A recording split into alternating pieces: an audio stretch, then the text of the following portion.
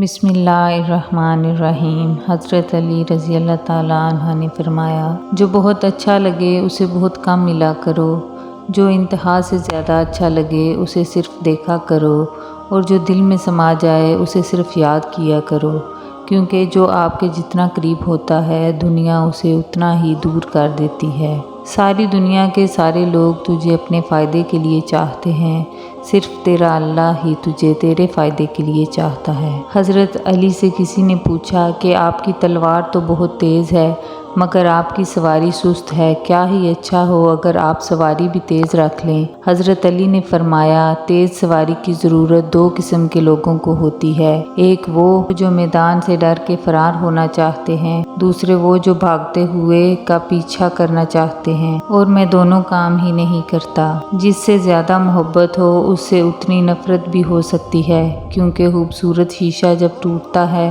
تو خطرناک ہتھیار بن جاتا ہے۔